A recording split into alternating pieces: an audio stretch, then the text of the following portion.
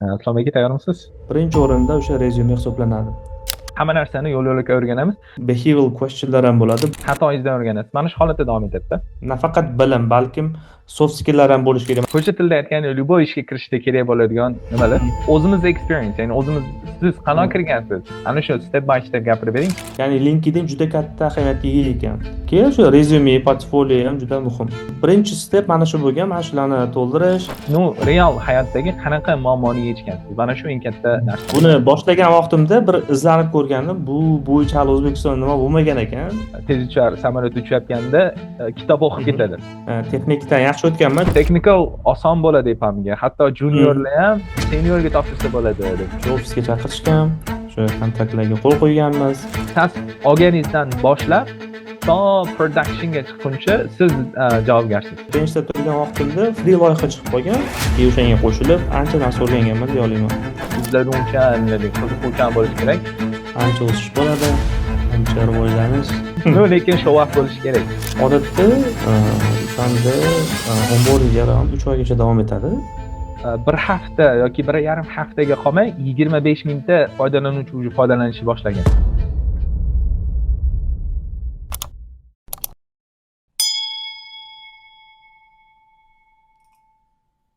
Xo'p, rekord yoqdim. Aslomaga tayyormisiz? Tayyorman. Assalomu alaykum. Salomlashsa bo'ladi. Alaykum assalom. Assalomu alaykum. Nima deydi? Iloji borichalik authentic bo'lishga harakat qilaman. Sizni ham mana shunga nima qilaman, chunki misol ya'ni ingliz tilida aytadiku, it's my first radio, ya'ni bu meni birinchi marta misol mana shunaqa scale'da podcast qilib, ya'ni video topikni ko'tarib turib, ana shuni detalniy yoritib berishim. Xatoliklar bo'ladi baribir, qaysi holatda. Kamchiliklar bo'ladi so'zda aytishda yoki nima. Umumiy holatda hammasi tajriba holatda o'rganiladigan nima. Keyin misol siz o'zingiz baribir katta kompaniyada ishlaysiz, ya'ni nimada? EPAM, meniki startup. Startupda bitta rule bor. Ya'ni как mem sifatida ham olsak bo'ladi. Nimada uchib ketayotganda, ya'ni tez uchar samolyot uchayotganda kitob o'qib ketadi. Kitob, ya'ni how to become a pilot, ya'ni qanday uchib o'rganish yoki qanday uchuvchi bo'lish degan holatda kitob o'qib ketadi. Bizda ham xuddi shunaqa, ya'ni shu podkastlarni qilish orqali qaysi holatda o'rganiladi. Misol hozir qancha qiynaldik mana shu yerda videoni moslashga yoki rekord qilishga, yaxshi holatda, ya'ni atmosfera yaratishga, background o'zgartirib holat qildik. Qiyinchilik bo'ldi. Aytmoqchi bo'lganim, hamma narsani yo'l-yo'lakay o'rganamiz. Mana shu birinchi rule startupda. Ya'ni startupda hech qachon siz o'rganib boshlay olmaysiz. Qilasiz, xatoyingizdan o'rganasiz. Mana shu holatda davom etadi-da. Demak, boshlasak bo'ladi. Islom aka, siz EPAMda ishlaysiz. O'zi buni hamma biladi, chunki bundan oldin ham aytib o'tgandim. Nima desak bo'ladi? Ya'ni birinchi navbatda o'zingiz haqingizda ma'lumot berib o'ting. Baribir podkast boshlaganda ham ma'lumot berish kerak. Keyin men sizdan keyin ma'lumot berib o'taman o'z haqimda. Xo'p. Men Islom Dahatov, hozir shu EPAMda software injener sifatida ishlayman. Bu ikkinchi loyiham desam ham bo'ladi. Birinchi loyiham shu kirgan vaqtimda boshlangan. Bir oylar o'tib. Bu free loyiha edi, lekin u loyiha ancha menga yordam bergan. Hozirgi ikkinchi loyiham. O'zim Jizzaxdanman. Shu o'qishni Xitoyda software engineering yo'nalishida bitirganman. Hozirda mana shu EPAMda software engineer sifatida ishlab kelyapman. Alloh. Yaxshi. Endi aytmoqchi bo'lganim o'sha nima free project qilganingizda ham уже siz startupda edingiz-da, to'g'rimi? Ya'ni uzr, startup deb o'zim aytgandim, ya'ni EPAM ichida edingiz. Уже EPAMga qabul qilingan. Shunaqa. Demak, bu holatda men nimani? Ya'ni EPAMni onboarding proseslar desak bo'ladi. Hali bunga to'xtalib o'tamiz, mayli. Xo'p, o'zim haqimda aytib o'tsam, ya'ni Abduvoyit Asadbekman. Shu kanal nomi yoki hamma joyda unutib oladi, Abduvoyit Asadbek deb ochganman. Men o'zim demak shu, ya'ni fast paced AI startupda ishlayman. Biza startup shu AI ga fokus qaratgan kompaniyamiz, ya'ni shu startup kompaniya hozirgi holatda Londonda joylashgan, ya'ni London based, hamda shu biza kompaniya vaqti ham London vaqtiga qarab ishlaydi. keyingi misol mana shu 2026ni yo oxirlarida yoki o'rtalarida shu Kanadaga relocate qilish bo'yicha yoki shu bo'yicha qaysi holatda planlar bor kompaniyani o'zi ko'chishi. Hmm. Balki shunda time frame o'zgaradi, lekin hozircha biz London vaqtiga ko'ra Hmm. ishlaymiz. Ho'p, tushundik. Ha, Tanishib demak, oldik. u vaqtda siz ham relocate qilish nimangiz bo'lishi mumkin, to'g'rimi? Startapni mana shu katta foydalaridan biri. Ya'ni Hmm. kompaniyaga iloji boricha haligi early stage holatda qo'shilsa, Hmm. imkoniyat beradi kompaniya. Ya'ni qo'shilishga kerak bo'lsa shu Chunki vizalarga. katta value qo'shyapsiz-da nimaga, to'g'rimi? Chunki biz o'zimiz build up qilamizda startap. Hozir Hmm. misol startapda 10taga ham yetmagan holatda dasturchi ishlamizda. Aha. Ho'p, o'zi boshlanib ketdi. Men misol sezmay qolman. Ajendamiz bo'yicha qanday ishga kirish, ya'ni ishga kirish Mhm. mumkin, shu bo'yicha savollarga to'xtalib o'tishimiz kerak edi. Nima qilamiz? Mhm. Birinchi siz boshlaysizmi yo birinchi men boshlayman? Bu savolda mayli siz birinchi boshlang, keyingisida men onboarding shularni men o'zim nima qilib o'taman. Birinchi boshlab beraman. Hop. IPAMga ishga kirish bo'yicha gaplashadigan bo'lsak, IPAMga ishga kirishni endi O'zbekiston nimasida bilamiz, endi ko'pchilik harakat qiladi, qiziqadi. Endi birinchi o'rinda biz ahamiyat qilishimiz kerak bo'lgan narsa bu albatta rezyume yoki CV desak ham bo'ladi. O'sha CVmizni yaxshi qiladigan bo'lsak, ya'ni ish, ya'ni o'sha developer izlaydiganlarni nimasiga tushib olishimiz kerak bo'ladi birinchi. O'shaning uchun albatta rezyumeni yaxshi qilishimiz kerak bo'ladi va portfolio. Undan keyingi jarayonlar albatta communication skills yokida ya'ni soft skilllar bor va loyihalar. Endi bularga keyinchalik nima qilsa bo'ladi. Birinchi o'rinda o'sha rezyume hisoblanadi. Undan keyingi bosqichlarga keladigan bo'lsak, rezyumeni yaxshi qilib olganimizdan keyin albatta intervyuga tayyorlanishimiz kerak. Texnik suhbatlarga hammasiga tayyor bo'lishimiz kerak. U yerda har xilcha savollar bo'ladi. Nafaqat ya'ni coding, balkim behavioral questionlar ham bo'ladi. Bu eng muhimi bo'ladi. Katta kompaniyalarda asosan behavioral questionlar ko'p narsani belgilab qo'yadi. Bu masalan o'zimiz hayotda ham misol qilib olsak bo'ladi. Hayotda ham o'sha behavioral questionlar juda muhim. O'shaning uchun ham katta kompaniyalarda odatda behavioral questionlarni ko'pchiligi qilib ketadi, ko'pchiligi ba'zilar o'tadi. Mana shu narsalarga ham tayyorlanib borish kerak deb o'ylayman. Tushundik. Rezyume. Ya'ni Hmm. nima deydi?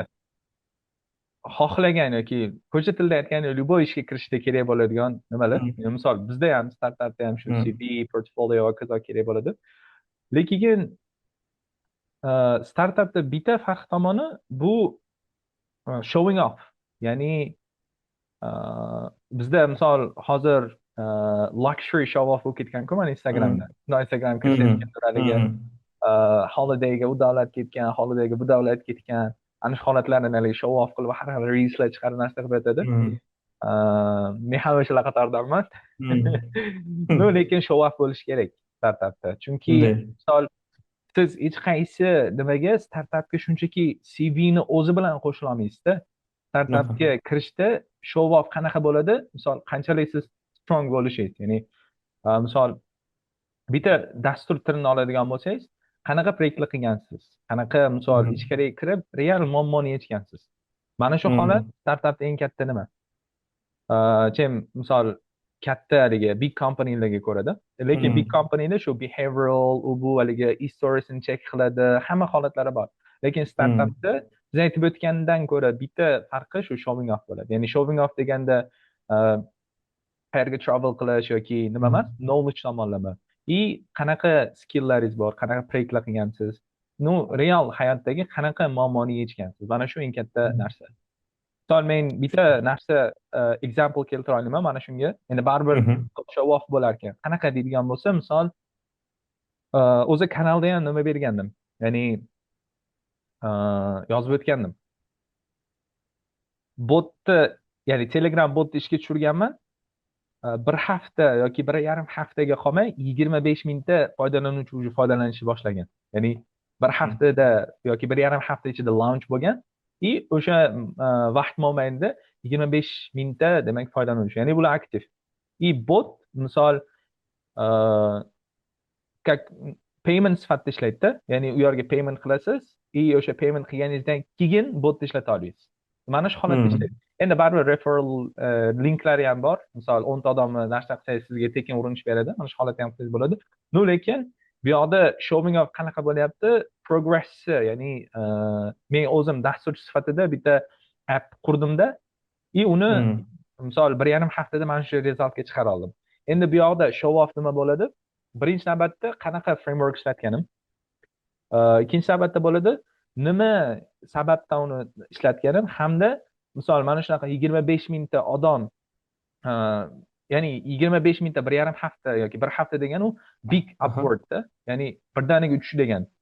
Mana shu show off bo'ladi. Ya'ni mana shuni chiroyli qilib, misol LinkedIn yoki ish topadigan dasturlarga yozib, misol yoki o'zini Telegram kanalida ham narsa qiladigan bo'lsa ham, mana shu show off bo'ladi. Mana shu startaplarni misol jalb qiladi. Men kim bilan eshitgan bo'lsam ham yoki kim bilan misol shu startup sferasida ishlaydiganlar bilan tanishib narsa qilgan bo'lsam, u o'zbekistonlik bo'ladimi yoki chet ellik bo'ladimi, birinchi holati shu show off bilan bo'lgan. Ya'ni Hmm.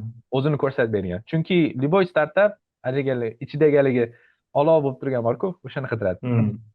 Hozir misol mana shuni aytib o'tdim, chunki show off, lekin qolganlari basic narsalar. Ya'ni basic deganda bo'lishi shart hamda muhim, eng dolzarb bo'lgan narsalarda, ya'ni siz aytib o'tgan misol CV dedingiz, portfolio dedingiz. Bu bo'lishi kerak.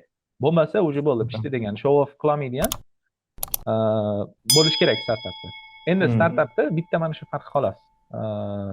Ya'ni bizda anaqa birinchi ko'zga tashlanish bu ya'ni o'zini qanchalik yoritib bera olganligi birinchi, ya'ni first impression juda muhim. Ya'ni global nimaga chiqqandan keyin, ya'ni umuman olganda o'zimizni nimada ham, lokalniyda ham, globalda ham hozirgi kunda o'zini inson sotishni bilish kerakda. Qanday qilib ko'rsatib bilish, ya'ni bilimini, nafaqat bilim, balkim soft skilllar ham bo'lishi kerak. Mana shunaqa o'zini sotishga bo'lgan o'sha bilimini sotish, nima qilish. Mana shu narsa eng muhimi. Endi Xo'p. o'zimga bitta misol aytadigan bo'lsam, IPAMga kirishimdagi jarayonni aytib beradigan bo'lsam, o'zim Web Interview Mastery degan kanalni yuritaman. Ya'ni bu kanalda boshlagan vaqtimda o'zim ham shu intervyularga tayyorlanishni boshlagandim. Ya'ni yo'l yo'lakayiga mana shuni rekord qilib ketardim. Ya'ni kimgadir manfaatli bo'lib qolar degan ma'noda. Ya'ni o'shandan tayyorlanib borib, qanaqadir ma'noda o'sha biroz bo'lsa-da intervyularga tayyorlandik, keyin kimlargadir qo'ldan kelgancha harakat qildik, yordam berdik. Ya mana shu orqali bo'lgan tayyorgarlik. Keyin loyihalarda qatnashganmiz o'sha, Hmm. shular bilan bizga ham bo'ladi. Shunaqa. Men o'zim ham kuzatib boraman. Azam mana bu Hmm. kanalda. Zo'r kanal. Misol men kimdan haligi intervyuga tayinlanay desam, yana shuni maslahat beraman. Hmm. Balki nimada ham описаниеda ham yozib qoldirarmiz, chunki manfaatlik. Misol men o'zim maslahat beraman. Buni boshlagan vaqtimda bir izlanib ko'rgandim. Bu bo'yicha hali O'zbekistonda nima bo'lmagan ekan. Kimdir boshlamagan ekan. O'shaning uchun birinchilardan boshlashni bir niyat qilib Zo'r. qo'ygandim. Keyin sekin boshlagandim. Zo'r. Zo'r. Tushunik. Xo'p, mayli, misol maslahat berdik. Lekin misol mana shu podkastni eshitayotgan odamlarga eng qiziqarli Hmm. bo'ladigani bu o'zimizni experience, ya'ni o'zimiz, siz qanaqa Hmm. kirgansiz, ana shu step by step gapirib bering, keyin men o'zimni step by step gapirib beraman. Ya'ni to o'sha sizga HR aloqaga chiqishi bilan yoki siz o'zingiz apply Hmm. qilganmisiz, mana shuni boshidan to o'sha Hmm. first daygacha gapiraylik, chunki keyingi ajandamiz o'sha nimada, ya'ni first day haqida gaplashishimiz kerak bo'ladi ishda. Men birinchi, masalan, bir 2 yil oldin, 2 yil emas, 1 yil oldin desak ham bo'ladi. O'sha paytlarda LinkedInda unchalik aktiv bo'lmaganmanda. Hmm. Keyinchalik tushunib yetdimki, LinkedInda qanchalik portfolioni yaxshi qilish, bu inson ya'ni o'zini qanchalik ko'rsatib bera olishini belgilar ekan. Ya'ni o'sha narsa ko'p ishga oluvchilarni jalb qilar ekan. Ya'ni Hmm. ya'ni o'shani ko'tarish orqali yaxshi qildim deb o'ylayman. Chunki undan keyin juda ko'pchilik yozdi. Xuddi siz ham ba'zi nimalarni tashladingiz menga. Undan keyin o'sha LinkedInda ko'pchilik yozishdi, ya'ni ish bo'yicha. Ya'ni LinkedIn juda katta ahamiyatga ega ekan. LinkedIn deb profil. Keyin o'sha rezyume, portfolio ham juda muhim. Bular chunki first impression hisoblanadi. Qanday qilib to'ldirish, qanday Hmm. qilib o'zini yoritib berish, skilllarini, nima ish qilganlarini. Bu albatta juda muhim. Ya'ni birinchi step mana shu bo'lgan. Mana shularni to'ldirish, LinkedInni keyin rezyumeni qilish, keyin portfolio veb-sayt qilish va o'sha bilan shu HRlar aloqaga chiqishgan. Demak, HR o'zlari aloqaga chiqishgan sizga, to'g'rimi? Hmm. Ha. Shunday. Meni ham Birinchi xursand o'rinda bo'ladi. o'zi senior pozitsiyaga topshirganman, Ha, apply qilganman, keyin ha, seniorga nima qilishgan, keyin o'shan bilan boshlanib ketgan. Keyin middlega harakat qilib ko'raman deganman, o'sha middlega harakat qilib ko'rib, ha, nimalardan jarayonlardan sekin sekin o'tib nima qilganmiz. Birinchi HR bo'lgan, keyin ha, texnik bo'lgan. ha, Texnikdan yaxshi o'tganman, chunki texnikda odatda asosan Core JavaScript, keyin React, Next.js, TypeScript bo'ladi. ha, Bularda albatta uncha qiyinchilik bo'lmagan. Bularda yaxshi o'tganman. Keyingisi, ya'ni hiring interview bo'lgan, menejer va yana bitta o'sha lead soft engineer bilan. Keyin unda ham endi u lekin qiyinroq bo'lgan texnikka nisbatan, chunki u ham texnik ham menejerlik ikkalasini qo'shgan, ya'ni qo'shib savol javob qilishganda ham bu hmm, tomondan ham bu tomondan ham behavioral questionlar bo'lgan, juda juda ko'p questionlar bo'lgan u yerda. demak. Tushundik. Ya'ni Ha, o'shandan mana o'tgandan shu keyin yerda sekin. bitta nima eshitib qolgandim. Chunki Mhm, shu yaqin haligi nima deydi, tanishlar orasida boshqa kishi ham nimaga topshirganda ipamga. Shu yerda aytganda, mhm, technical oson bo'ladi ipamga. Hatto mhm, juniorlar ham seniorga topshirsa bo'ladi deb. mhm. Shuni eshitgandim. Shu qanchalik Shunaqa to'g'ri? shunaqa. Endi bu boyagi narsaga bog'liq. Masalan, siz qanchalik portfoliongizni ortib bera olgan bo'lsangiz, ular o'sha narsaga qarab sizga qiziqish bildira boshlaydi. Hmm, Agar siz harakatingiz bo'lsa, demak, harakat qilib ketsangiz bo'ladi davom etib. hmm. Ajoyib. Yo'l yo'lga o'rganib, boshqa qilib. Tushundik. Meni Ho'p. o'zimda ham masalan, ipamga kirgan vaqtimda masalan, globalniy nimada tajribam bo'lmagan. O'sha free loyiha chiqib qolgan, o'sha loyihada ko'p narsani o'rganib olganman. Masalan, Jira sprint nima, Jira bilan qanaqa ishlash kerak. Endi Hmm. Jiradan umuman olganda tushuncham bo'lgan, lekin baribir real loyihada kam bo'lgan. O'shaning uchun u yerda katta tajriba bo'lgan deya olaman-da. Menikiga ham nima qiladigan bo'lsak, men o'zimga ham xuddi shunaqa bo'lgan. Ya'ni, Mhm. misol, hozirgi ishlayotgan startapda men aloqaga chiqmaganman, balki Mhm. ularni o'zlari aloqaga chiqib, qiziqtirish bildirgan. Mhm. И kirishda, misol, aytib o'tdim-ku, show off deb. Balki o'sha show off bo'lgani uchun ham deb Mhm. o'ylayman. Chunki bu main reason startapga narsa qilishga.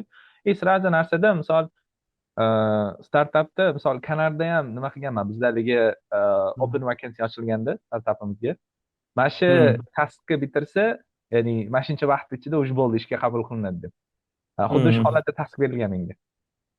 Mana shuni bitirsang, mana shuncha vaqt ichida deb. Vaqti hozir aniq esimda emas, adashmasam, uh, yo bir kun yo undan kam holatda bergan. Umumiy Mhm. holatda, misol, men 4 soatda bitirganman o'sha taskni. 4 Mhm. soatda bitirib уже topshirganman. Уже сразу ishga qabul qilinganman. Ya'ni shu holatda narsa bo'lgan. Mhm. Ya'ni birinchi navbatda shu show off, yaxshilab shu LinkedIn va hokazolarni to'ldirib, narsa qilib, interactionlarni, ya'ni tanishlarni ko'paytirib, follower narsalarni Mhm. ham. O'shandan keyin o'zlari aniqqa chiqishgan, keyin menga task bergan, keyin o'shandan keyin qo'shilib borganman. Mana shunaqa bo'lgan. Ya'ni aytib o'tganimdek, startap nimalardan ko'ra, katta kompaniyadan ko'ra ancha boshqacha ishlaydi.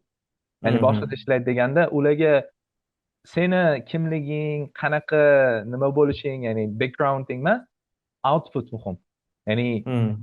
shu berilgan taskni deadline'da qilyapsanmi? Xuddi shu eng muhimi startapda. Mana shunaqa bo'lgan. Uh, Menga berilgan vaqtdan ko'ra men o'zim 4 soatda bitirgan bo'lsam, Mhm. shu bo'ldi. First impression yaxshi bo'lgan. Wow. You finished? Yes, I finished. To'g'ri. Uh, you're in. Ya'ni qo'shilding. Mana shu holatda bo'lgan. Kamida 8 soat berilgan bo'lsa kerak menimcha. Lekin O'zi. shunaqa bo'ladi. Kamida 8 soat Mhm. beriladi baribir. Aniq esimda yo'q, chunki u Mhm. yillab oldin bo'lgan narsada. Shunday. Shunaqa holatda bo'lgan. Demak, menimcha ishga qanday kirish mumkin? Mana shu bo'yicha ancha kerakli ma'lumotlar berdik. Endi baribir savollar tug'iladi. Ya'ni kimdadir qanaqadir holatda savollar. Qanaqa savol bo'lsa Mhm. ham har doimgidek shu YouTube kommentida yoki qaysi social mediaga Albatta. joylaydigan bo'lsak ham ana shu yerda yuklab, ya'ni savol berishlarini so'rab qolamiz, inshaalloh. aktiv holatda siz ham nima deydi, Bo'ldi, javob bo'ldi. beraman. Harakat qilamiz inshaalloh. Shunaqa. Demak, uh, keyingi nimaga o'tsak, ya'ni topikka. Endi tasavvur qilaylik, biz уже ishga qabul qilindik. Hammasi successful, misol haligi Hmm. o'zini baribir steplari bo'ladiku. Sizga o'xshab haligi birinchida meeting qilasiz, menejeringiz bilan tanishtiradi o'zini, Hmm. tim bilan tanishtiradi. Keyin misol haligi salaryni nima qilasiz, debate Hmm. qilasiz. Endi ularga to'xtalib o'tmaymiz, chunki baribir Hmm. personal based, hammani o'ziga xohishiga ko'ra bo'ladi. Hmm. Onboarding hamda ishdagi birinchi kun haqida gaplashdik. Endi onboardingda faqat mitinglarga, qanaqa mitinglar bo'ladi, shularga to'xtalib o'taylik. Mana bu nimalarga emas, ya'ni qanday savol berish mumkin yoki salary range qanaqa holatda tanlash kerak. Hmm. Bular emas, chunki bular odam o'ziga o'zini qo'ygan Hmm. valyusiga bog'liqda. Misol men hech qachon kirib turib sizga mashincha tanlang deyolmayman. Hmm. Maslahat berishim mumkin, lekin bu o'zi ham baribir personal base Hmm. deb o'ylayman. Hmm. Odam qanchalik o'ziga value qo'ysa, o'shani so'ragani yaxshi. Shuning uchun shunchaki onboardingda qanaqa mitinglar bo'ladi, shu holatga kirib o'tamiz. Lekin ishdagi birinchi kunga ko'proq urg'u beraylik bu podkastda, Tom aka. Bo'ldi, bo'ldi. Xo'p, onboarding haqida gaplashadigan bo'lsak, IPAMda onboarding jarayoni odatda birinchi kunda qanaqa bo'lgan? Shu ofisga chaqirishgan, ofisda shu dokumentatsiya ishlari bo'lgan, o'sha kontraktlarga qo'l qo'yganmiz. Keyin o'sha bitta kompyuter berishgan. O'sha bilan boshlangan. O'sha birinchi kunimiz shunaqa o'tgan onboardingda. Keyingi kunlardan o'sha menejer bilan, resource manager bilan one to one meetinglar bo'lgan. Aynan nimalarni nima qilish kerak, onboarding jarayoni qanaqa kechadi.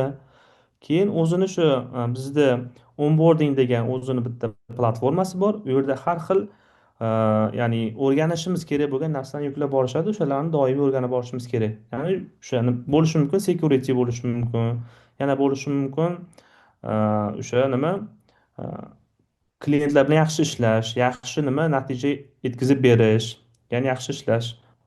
Xullas shunga o'xshagan narsalar. Onboarding jarayoni mana shunaqa bo'ladi. Keyin qolaversa onboardingga tushgandan keyin odatda ko'pchilik benchda bo'ladi. Ya'ni loyiha izlash jarayonida u vaqtda benchda turishadi, kutishda. Endi menda qanaqa bo'lgan, o'sha benchda turgan vaqtimda free loyiha chiqib qolgan. O'sha resource managerim menga aytganki, mana shu loyihaga qo'shilsang yaxshi bo'ladi, o'zingga ham ancha plyus bo'ladi degan. O'shanga qo'shilib ancha narsa o'rganganman deya olaman. O'shandan keyin loyiha boshlangandan keyin ancha kirishib ketganman.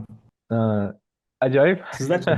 Ajoyib bo'lgan ekan. Ya'ni birinchi kun как haligi surprise, haligi gift bo'lgan bo'lsa, Hmm. sovg'alar bo'lgan bo'lsa, ikkinchi kundan Hmm. boshlangan ekan. No, bizda startup, ya'ni fast, tezlik, speed deydi-yu. Hmm. Shu birinchi kun hammasi boshlangan.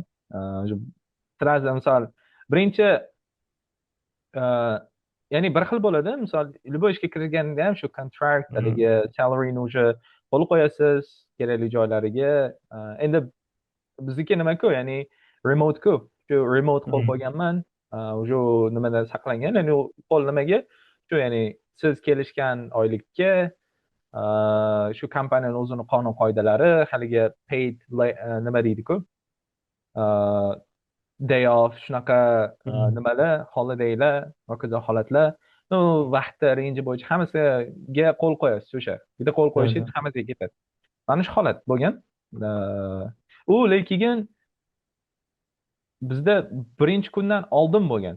Chunki shunaqa, ya'ni birinchi kundan oldin bo'lgan.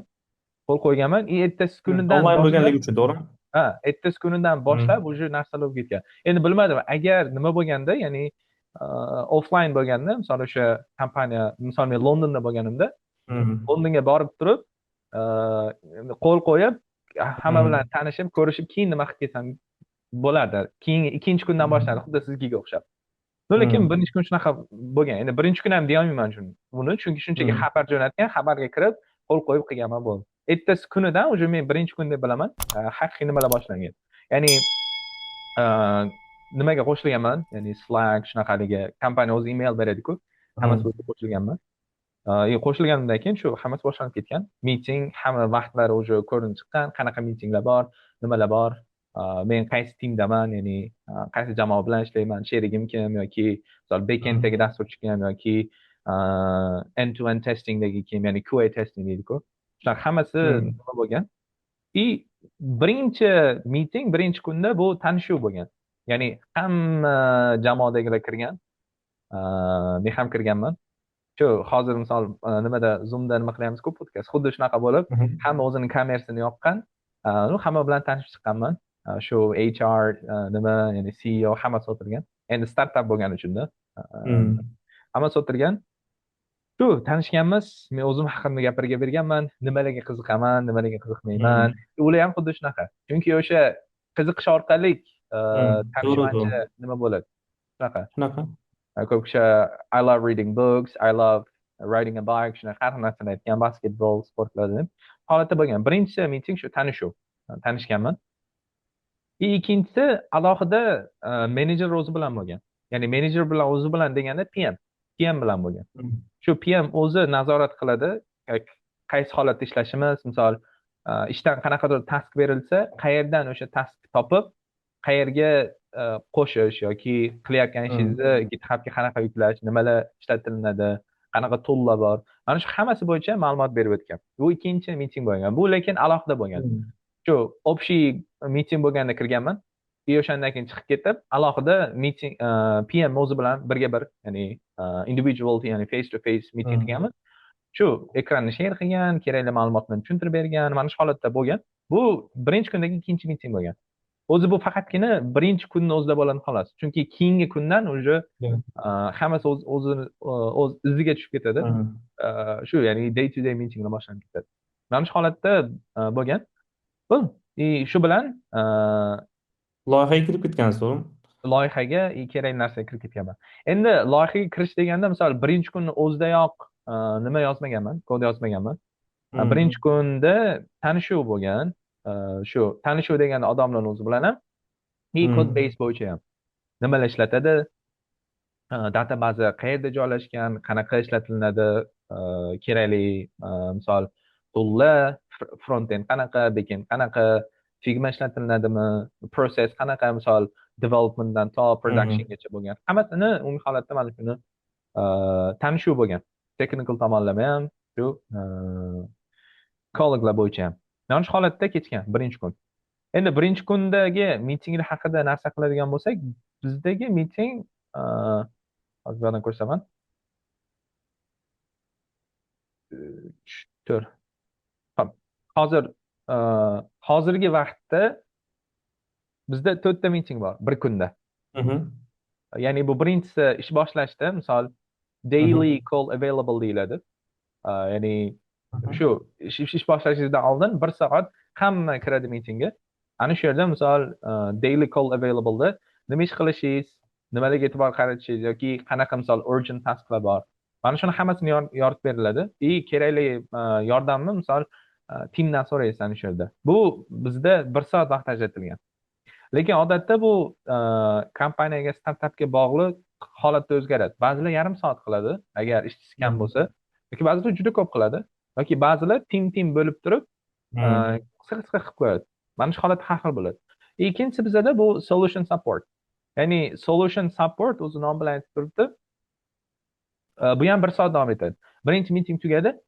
U meetingdan keyin уже hamma ishga tushish boshlaydi. 1 soat o'tadi, 1 soat o'tgandan keyin ikkinchi meeting boshlanadi. Ya'ni bu solution support. Уже hamma ishini boshladi, kerakli qilish kerak bo'lgan ish tushundi. Endi kimdandir yordam kerak bo'lsa, mana shu yerda уже CEO ni ham o'zi ham kiradi solution supportda. Chunki ba'zi holatlarda misol payment bilan bog'liq issue'lar bo'lishi mumkin. Ya'ni payment gatewayda yoki qanaqadir siz pullik API ishlatdingiz. Mana shuni hammasini umumiy holatda discuss qilinadi. Shu katta lavozimdagilar ham kiradi-da, umumiy holat. Mana shu. Qolgani progress update. Ya'ni bu kun davomida davom etadi. Ya'ni siz hech qachon bitta Zoomda bo'lasiz, ya'ni bitta konferensga kirasiz. Ora-orada qisqa discussionlar bo'ladi. Ana shu discussionlar birinchisi daily call available. Ikkinchisi solution support. Lekin undan tashqari shu har doim Zoomda o'tirasiz. Ya'ni tugamaydigan nimada meeting. xohlagan vaqtda shu mikrofon turn on turn off qilib savol so'rashingiz mumkin va hokazo. Orada shu break up va hokazolar bo'ladi. Oxirgisi shu nima ishlar qilganingiz, nimaga achieve qilganingiz mana shu holatda bo'ladi. Bizda mana shu holatda 4 ta meeting bor. E, bitta tugamaydigan, qolgani ora-orada bo'ladigan. Ya'ni tugamaydigan mitingga bir marta kirasiz, o'sha orasida hamma mikrofonni yoqib kerakli narsalarni so'raydi. Bizda mana shunaqa bo'ladi. Ya'ni birinchi kun mana shunaqa bo'lgan, hozirgacha mana shunaqa bo'lib keladi.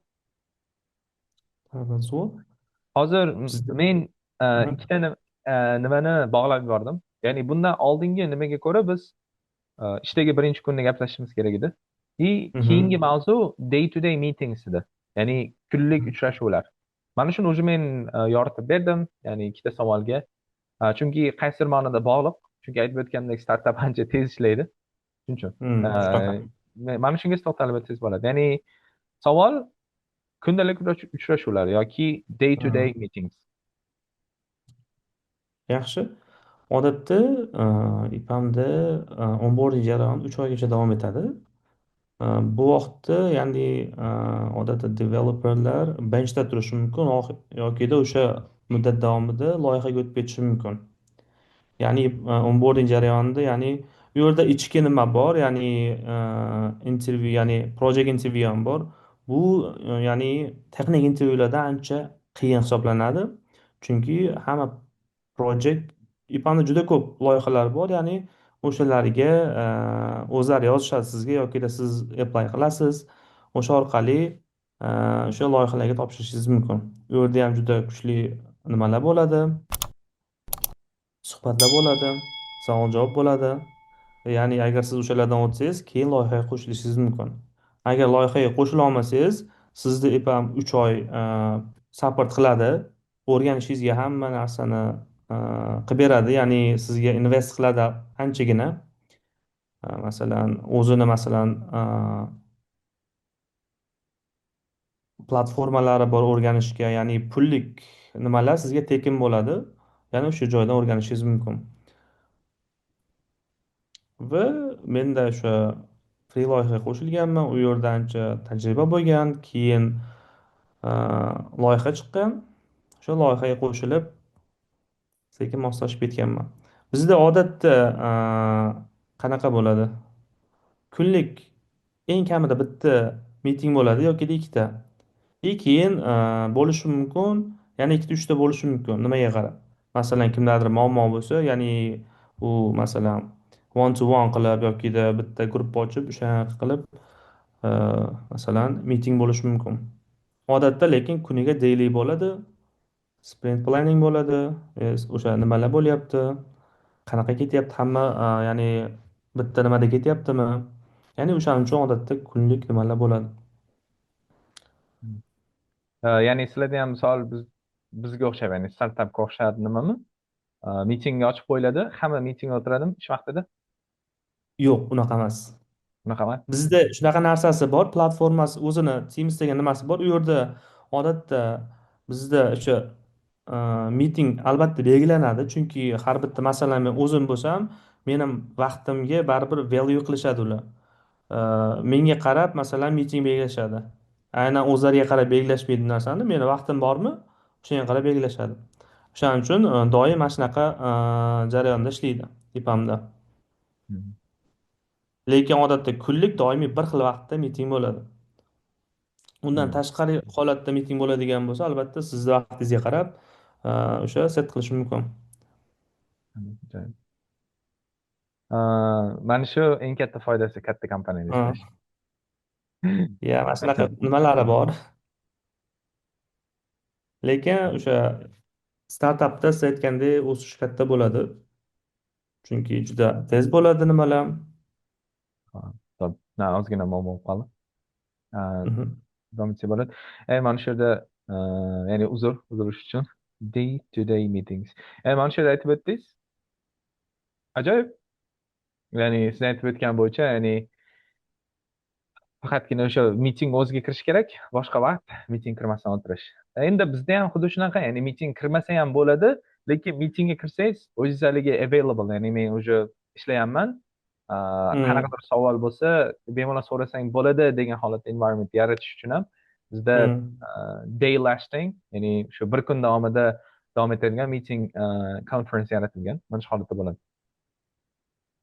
Chunki startapda nimada, ya'ni o'zi mana shu yerda sprint management nimasiga ham to'xtalib o'tishimiz kerak edi, Mhm. vazifasiga. Ya'ni qanaqa holatda task narsa qilinadi, bu holatda qilinadi deb turib. Men o'zim boshlay qolaman. Mhm. Yaxshi.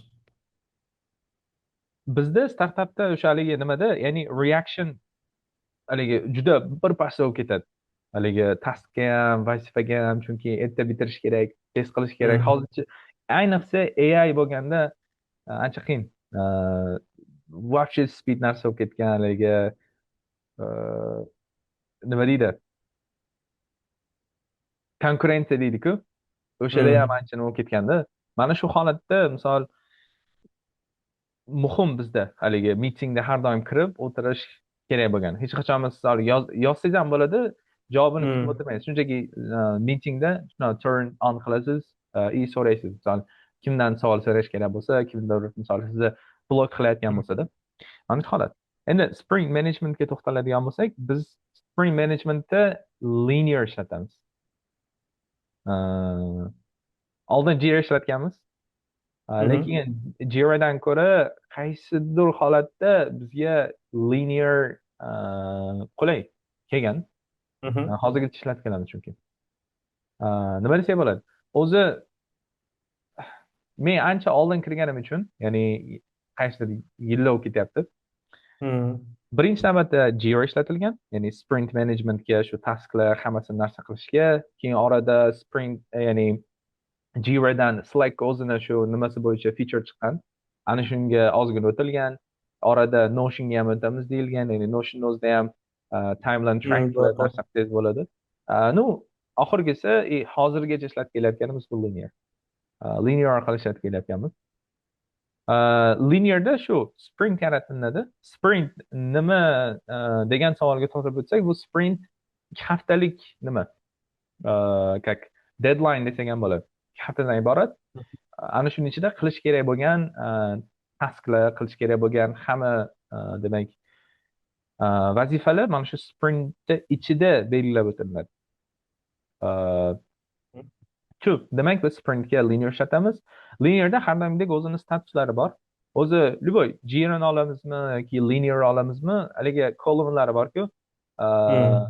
Proposed, ya'ni o'sha taklif qilingan tasklar, taklif qilingan Backlog tasklar bor. deganda hech kimga assign qilinmagan, taklif qilingan. Mhm. Sizga kimgadir agar berilsa, u to do'ga o'tadi. Ya'ni Hmm. proposed, to do, in progress, misol haligi done, review, Q&A test, hokazo. Har bitta Hmm. kompaniyani o'ziga har xil bog'lab protsessiga kelib chiqadi. Bizda mana shu hozir aniq esimda emas, chunki bizda agile'da juda o'zgarib boradi. Flexible holatda. Proposed bor, Mhm. to do bor. Ya'ni to do deganda siz o'sha to do'da topasiz siz qilishingiz kerak bo'lgan ishlarni. In progress, ya'ni siz hozir qilib Mhm. kelayotgan ishlaringiz. In review, ya'ni o'sha in progressdan in reviewga olasiz. Ya'ni o'sha review qilish kerak bo'lgani, reviewdan keyin done'ga olinadi. Keyin done'ga Mhm. olinganda ham o'sha done degani bitta degani emas. Done degani o'sha task tugatdim, lekin u productionga chiqishi kerak degan. Endi production chiqishda ham har Hmm. xil nimalari bor, releaselari bor. Misol staging, pre-production, ana shunaqa kolumnlari bor. Aytmoqchi bo'lganim bizda ham ko'p. Lekin mana shu yerda bitta standartni olsak bo'ladi. Ya'ni ishlaydigan holatda. Mana shu holatda javob berganim yaxshi. Haligi sprint management. Siz linear ishlatasiz yoki Jira ishlatasiz. Bizning kompaniyada linear ishlatiladi. Sizda to do'dan siz qilishingiz kerak bo'lgan ishni topasiz. Ish qilganda demak in progressga olasiz. Mhm. In progressga olgandan keyin yoki review bo'ladi yoki har xil nomda bo'lishi mumkin. Ya'ni done'dan oldin, misol Q&A Mhm. testing degani test qiladi sizni nimangizni. Ana shu holatda davom etadi. Keyingisi done, ya'ni o'sha tugadi degan. Mana shu basic columnlar, misol bizda ham mana shu approach qilinadi. Deyarli ko'p kompaniyalar mana shu holatda Mhm. ishlatiladi. Lekin sprint management uchun biz demak linear ishlatamiz hamda sprintimiz bizda 2 haftadan iborat. Juda yaxshi, Asadbek. Shunaqa. Endi siz o'zingiz javob bersangiz bo'ladi. Ya'ni sprint management epamda qanaqa katta kompaniya? Hop, bizda odatda sprint shu vaqtgacha bir haftalik edi. Yaqindan o'tgan haftada 2 haftalik o'tdi bizda ham. Chunki bizda delivery manager o'zgardi, ko'p nimalar o'zgardi. O'shanga nima ham o'zgardi? Jarayon ham. Bizda odatda backlog bo'ladi. O'sha backlogda o'sha qilinishi kerak bo'lgan narsalar hamma yozib chiqadi. Keyin u narsa to do'ga o'tadi. To do'dan keyin in progress, keyin ready for testing, keyin testing bo'ladi. Keyin biz odatda dev bor, UIT bor, keyin production bor. Birinchi o'rinda albatta devga deploy qilamiz, keyin UITga. UITda odatda biznes tomonidan check qilinadi. U check bo'lgandan keyin productionga o'tiladi. Yana mana shu holatda bo'ladi. Sprint nimamiz? Ya'ni sprint management. Shu, ya'ni o'zi odatda sprint management как broader viewda, ya'ni kat, o'zi katta mavzu emas, hamma Hmm. kompaniyani ishlashiga bog'liq holatda o'zgaradigan narsa. Ya'ni misol Hmm. ba'zilar bir hafta deydi, bir hafta bizga yetarli, qisqa qisqa holatda sprintda boramiz deydi. Ba'zilar yo'q, bizga 2 hafta. Chunki bizga misol taskimiz haligi kompleks, qiyin, shuning uchun bizga 2 hafta kerak. Hmm. Orada uzilish bo'lsa, haligi nima deydi? Tanlab qolamiz deganday holatda nima qiladida? Hmm. Misol bitta featureni 2 haftaga kerakli deydigan bo'lsak, uni bir haftada qilib turib, yarmini bir hafta, ikkinchi yarmini ya'ni 2 haftada qilsak, ikkinchi haftada qilsak uzilish Hmm. bo'ladi, fokus ham ajraladi degan holatda ba'zi kompaniya 2 hafta qiladi. To'g'ri, to'g'ri. Aytib o'tganingizdek, shu sizda misol biz nimalar bor? Aytib o'tdingiz, qaysidir kolumnini aytdingiz, pre-production'dan oldin. Har xil UIT aytmoqchi bo'lgan. qismi bor. Ha, UIT. Misol UIT. yo'q, misol User bizda acceptance testing deyiladimi shunaqa, menimcha. Abbreviation. UAT deydi. UAT, UI, UAT desa ham bo'ladi. Odatda UIT deb nima qilinadi bizda? Announce qilinadi. Endi tushundim. UIT bizda ham bor. Hmm. UIT emas, biz UAT deymiz. Chunki user UAT. E Acceptance acceptance testing. testing xuddi shunaqa. Bizda ham bor bu UAT. Hmm. Umumiy holatda mana shu narsalar bor. Bizda ham. Lekin kompaniyaga bog'liq. Shu Shunaqa, shunaqa. kompaniyada misol PM narsasi qaysi ishlash holati eng yaxshi outcome chiqarsa o'shanga qarab flexible bo'ladi. Lekin bu yerda nima qilish kerak? Tushunib olish kerak shu basic holatlarni. Backlog yoki to do'dagi tasklarni olasiz, sizga assign qilinganlarni qilayotgan bo'lsangiz in progressga olasiz.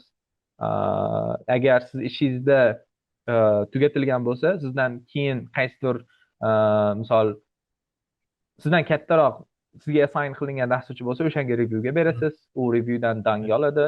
Yoki siz qaysi holatda stuck bo'lib qolsangiz, sizni ticket to'xtab qolsa, blokitga olasiz. Ya'ni blokitda odatda kim tomonidan nima sababdan blok bo'lganligi aytib turiladi-ku. O'sha urgent hisoblanadi. Chunki siz shu bitta dasturchini qaysi holatda blok qilyapti o'zini ishini tugatishdan yoki o'zini ishini qilishdan. Ana shu holatlar eng standart holat. Lekin bu o'zgaradi. Bu yoqdan bitta meni maslahatim bo'lardi, bilib olish kerak bo'ladi, qanday qilib linear ishlatish, qanday qilib Jira ni ishlatish yoki shu, ya'ni sprint managementga nimalar qanday ishlatish, backlog nima, sprint management qanaqa ishlaydi.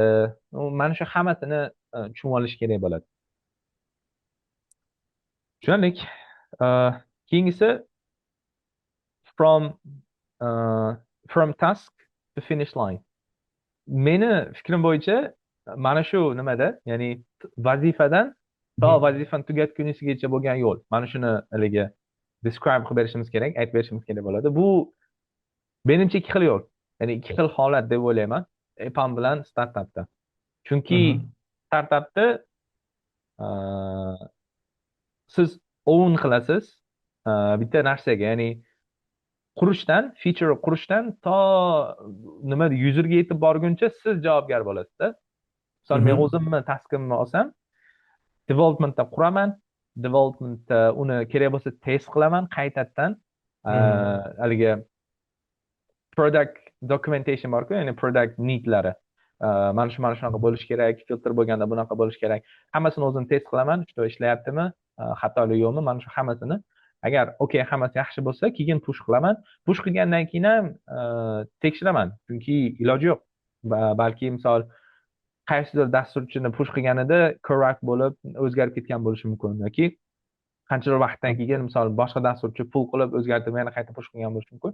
Mana shu narsa qilish uchun ham baribir test qilinadi productionda ham boshqa hokazo holatda ham. Lekin bu yoqda bottom line, ya'ni startapda siz task oldingizmi, task olganingizdan boshlab to productionga chiqquncha siz javobgarsiz. Ya'ni bu nimani qabul qiladi? Kod yozdingiz, ya'ni developer bo'ldingiz. Keyingisi tester, ya'ni Q&A test. O'shani ham o'zingiz qilasiz. Keyingisi DevOps, ya'ni misol DevOpsga, ya'ni deploymentga biz Vercel ishlatamiz, chunki Vercel ancha yaxshi. Hozir mashhur ham narsa bo'lib ketyapti. O'zini AI SDKlarini chiqargandan keyin. Shu deploymentga ham o'zim deploymentga kirib tekshiraman, qaysi holatda misol xatoliklar bor, nima uchun deployment fail bo'lyapti. Agar fail bo'lsa, unga haligi case'larni qo'yish, ya'ni case deganda dastur ishlatayotganda qaysidir holatda xato bo'ldi. Misol buni release management deydi. Ya'ni release management deganda birinchi dasturdagi o'zgarishni, siz ishlagan feature butun userlarni 10% ga chiqarasiz. 10% ga chiqargandan keyin 10% test qiladi, ishlatadi, ko'radi. Agar hech qanaqa xatolik bo'lmasa, ularda demak 50% ga boradi. 50% ga xuddi shunaqa test qiladi, ko'radi. Endi 50% da ham odamlar ko'p, request ko'p, bir vaqt o'zida qanaqadir xato chiqdi. Uje fail bo'ladi, ya'ni orqaga qaytadi. Mana shunaqa nimalarni ham, ya'ni condition, logic, DevOps nimasini ham siz o'zingiz, ya'ni men o'zim qilaman, misol startapda ishlaydigan bo'lsam. Ya'ni DevOpsni polni men o'zim management qilaman. To nimasidan boshlab, qurib, uni test qilib, PM bilan gaplashib, mana tugatdim. Haligi test qilib ko'r deb, keyin o'shandan keyin DevOps security. Securityga ham o'ziman. Ya'ni kodda xatolik yo'qmi, nimalar yo'qmi. Agar esingizda bo'lsa, ancha oldin gaplashib qolgandik. Mana bu CodeQL qaysi nima edi framework? Esimdan chiqib qoldi. Bir security bo'yicha gaplashib qolgandik. Maslahatlashib. Critical issuemi? Nima degan? Critical issue va hokazo har xil nimalar. Mana shuni o'ziga men o'zim qarayman, misol dasturchi sifatida. Ya'ni aytmoqchi bo'lganim, many multi universal developer man. Yeah, that's good. Startapda shunaqa ishlaydi. Ya'ni taskni shunchaki olib bo'ldi, tugatdim. Mana tester, sen o'zing test qilma. O'zingiz test qilasiz, o'zingiz qilasiz, qurasiz, productionga chiqarasiz, shunaqa. Ya'ni shuning uchun ham misol shuncha gapirayotganimni eshitib ba'zilar startup haligi pressure, qattiq ish deydi. Deyish mumkin. Deydi ham, chunki ko'p misol kim bilan eshitgan bo'lsam, siz o'zingizdan ham ba'zi vaqtlarda haligi nima bor edi-ku, men bor edi. Ishlayverar ekan, yashamayli ekanda deganday. O'shaqa expression bo'ladi. Shunaqa o'zi startapga shuni rozi bo'lgani uchun ham kiradi-da. Lekin mana shunga yarasha misol o'sish bo'ladi. Misol men o'zimni 1 yil davomida olib qaraydigan bo'lsam, o'sish juda katta bo'lgan. To'g'ri. Juda katta bo'lgan.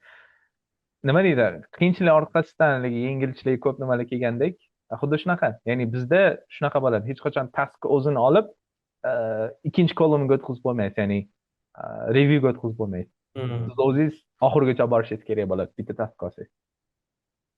Tushunarli, zo'r. Ancha o'sish bo'ladi, ancha rivojlanish, harakat. Yani uyqusiz kunlar, tunlar deydi-ku. Gapirmang. Bizda mana shu hafta ham xuddi shunaqa bo'ldi. Dushanba haligi depressed, ya'ni xafa bo'lib, siqilib, chunki task o'ta ko'p qilish kerak bo'lgan narsa. Ba'zi vaqtlar keladi, nima deydi? 3 metr u yoqqa yurib, nimaga kravatimga yotib, turib 3 metr kirib ishlab. Faqat shu. Umuman. Mana shunaqa bo'lgan kunlar ham bor, ko'p holatda. Lekin shunaqa startap. Yaxshi bo'ladi. Endi Biz odatda bizda qanaqa bo'ladi? Bizda odatda birinchi o'rinni tasdiq qilayotgan vaqtda savollar bo'ladi. Albatta savollar juda muhim. Savollar so'raladi. Keyin albatta acceptance criteriyalarga qaraladi. O'shanga qarab hamma narsa tushunilgandan keyin taskda o'sha o'sha in progressga o'tkazib sekin ish jarayoni boshlanadi. Ish jarayoni boshlangandan keyin o'sha development o'sha feature qilinadi. Keyin uni o'sha ready for test degan nimaga o'tkaziladi, statusi o'zgaradi. Keyin uni QAlar test qiladi. Agar qanaqadir bug bo'lsa yokida qanaqadir joyini o'zgartirish kerak bo'lsa, albatta u yana o'sha uni fix qilish kerak bo'ladi. U fix qilingandan keyin bizga UIT ga o'tlinadi.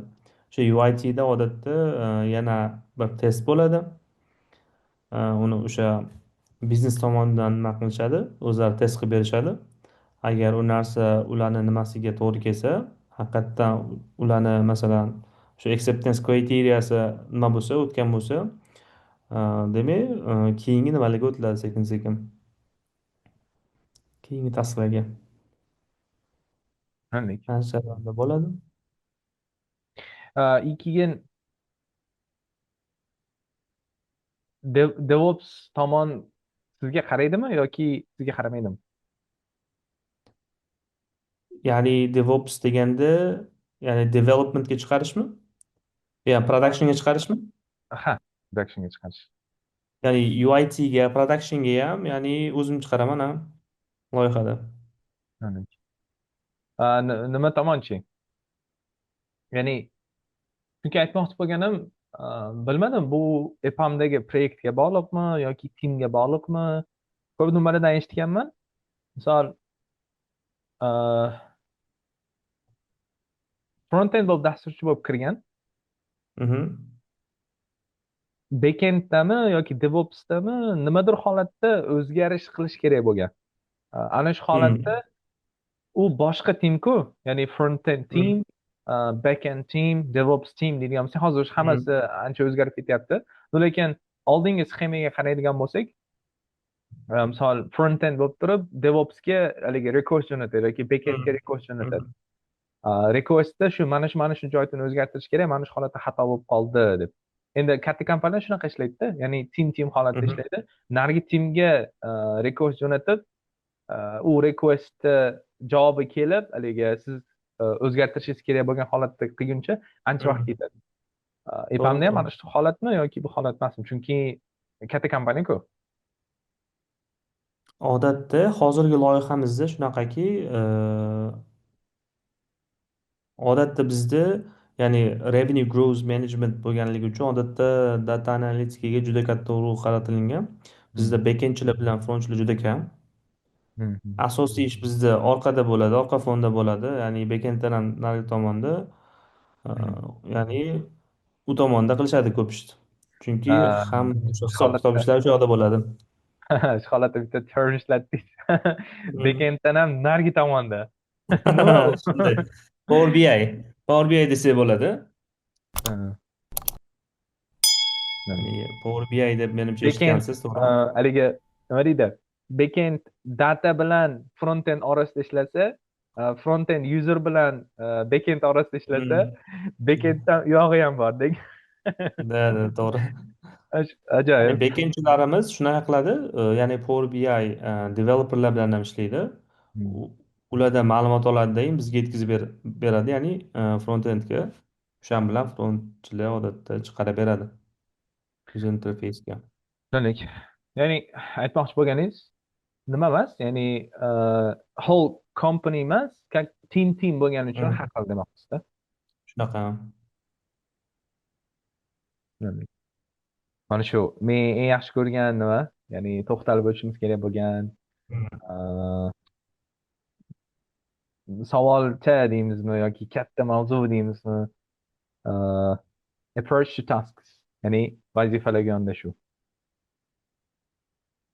Misol, endi vazifa deganda tasklarga yondashuv deylik. Chunki baribir vazifa desak ko'p kishi tushunmaydi. Misol men o'zim ham hech qachon vazifa demayman, task deyman. O'zbek tilida gapirsam ham task deb holatda. shu approach qanaqa bo'ladi epamda? Ya'ni endi bu yerda siz maslahat berishingiz kerak bo'ladi.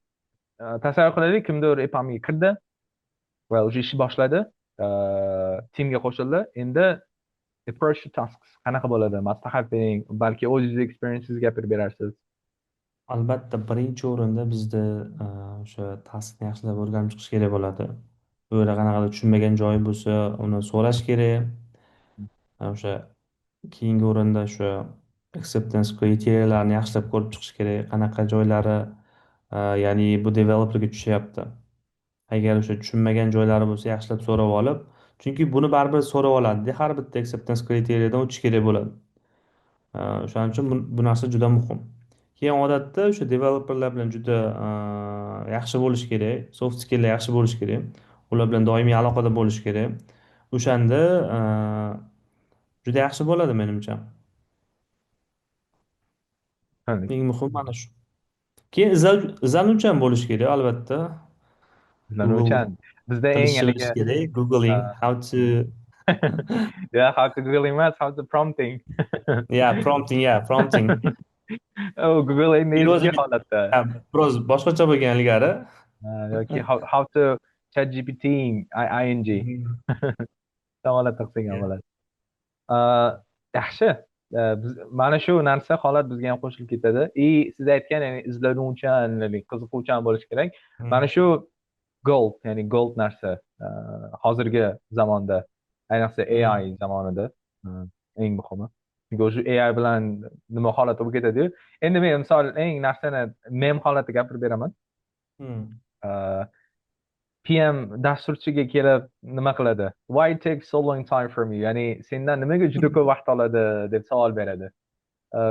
Dasturchi mana shu reason navga bersa, PM haligi ikkita uchta prompt bilan xuddi o'sha taskni haligi vibe coding qilib qurib qo'ygan. Mana men yarim soatda qurib qo'ydim-ku, sen 2 kundan beri o'tiribsan deb. Xuddi shu holat bo'lib ketganda, endi tushunmaydiki, haligi vibe coding qilganda boshqada, ya'ni vibe coding qilganda noldan xuddi shu featurega nima qilgan, oson nimalarga kirish. Lekin dastur qancha kattalashgan sari, qancha misol kontekst kengaygan sari biroz qiyinlashadi vibe coding qiladigan bo'lsangiz ham. Misol men o'zim ham vibe coding qilaman, AI ishlataman ko'p tashlarimda. Shu paytgacha bilmadim-ku qanchalik narsa qilingan, ko'p kod yozaman AI bilan. Statistika bo'yicha mana shu yil o'zida 32,000 qatordan ko'p AI bilan kod yozganman. Ya'ni ish o'zida bu. Bizda shunaqa, ya'ni approach to task, ya'ni nima desam bo'ladi. Birinchi navbatda o'z bu bo'yicha ham kanalda nima qilgandim. Reklama sifatida aytib o'tay. Advoit Vasadbek, Abdulahad Islombek kanaliga a'zo bo'lishingni foyda beraman, chunki u yoqda insightlar, kunlik nimalarni share qilib boramiz. Ancha nima deydi? Foydali bo'ladi. YouTube'da misol haftalik davomida intervyu chiqarsak yoki 2 hafta davomida intervyu chiqarsak yoki podkast chiqarsak, Telegramda ko'proq onlayn bo'lamiz, ko'proq ma'lumotlar berib o'tamiz. Shu, ya'ni Telegramda yaqinda nima yozib o'tgandim, post, ya'ni feature ownerlik qilish yoki task ownerlik qilish. Shunaqa bo'lish kerak, birinchi maslahatim. Ya'ni bu o'zi nima? Telegramda ham yozib o'tganman, bu yerda ham qisqacha qilib aytib o'taman. Misol sizga bitta feature berildi, ya'ni filter qilish kerak. Misol katta list bor, table bor. Ana shu yerda уже siz filter qilishingiz kerakda, ma'lumotlarni chiqarib berishingiz kerak. Mana shu holatni qilganingizda birinchi navbatda shu, ya'ni product needni tushunib olasiz, kerakli ma'lumotlarni, product documentation o'qiysiz, nima ishlash kerak. Ana shuni qurish davomida siz o'zingiz ownerlik qilasiz.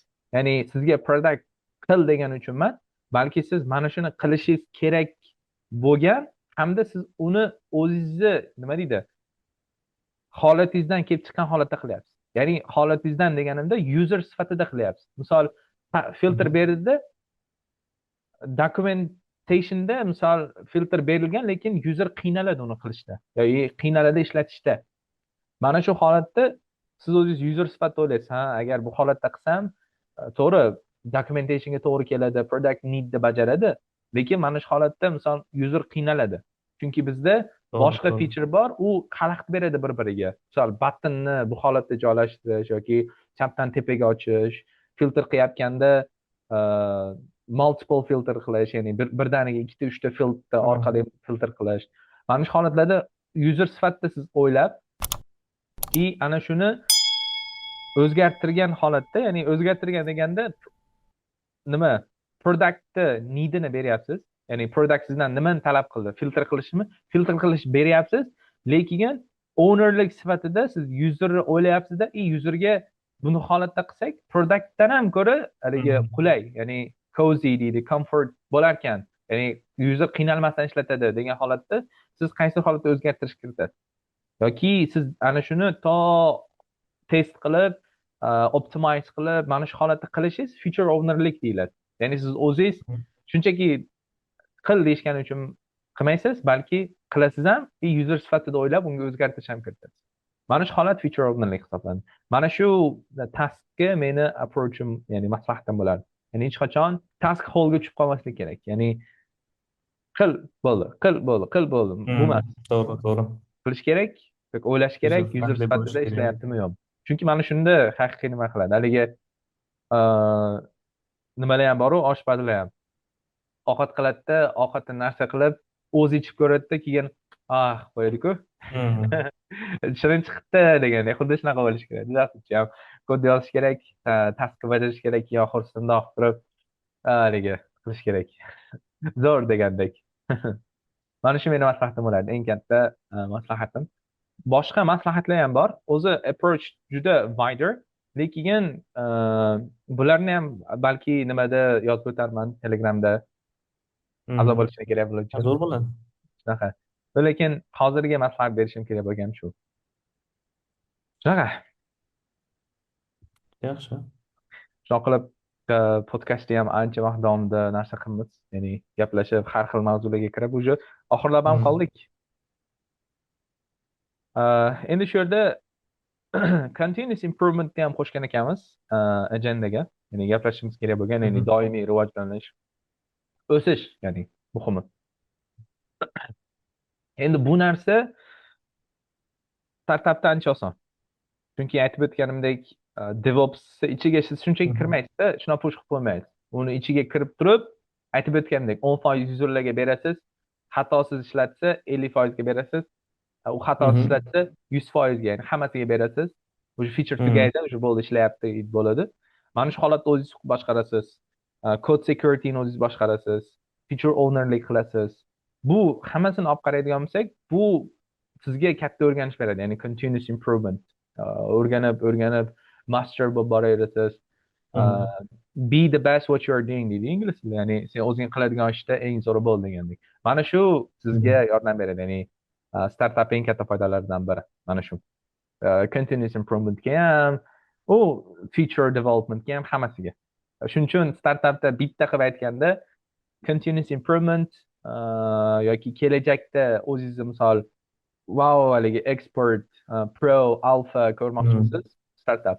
Ya'ni javobi startup. Continuous improvement equal startup deb qo'ysak ham, ya'ni doimiy rivojlanib borish startupga teng degan holatda aytsam ham bo'ladi.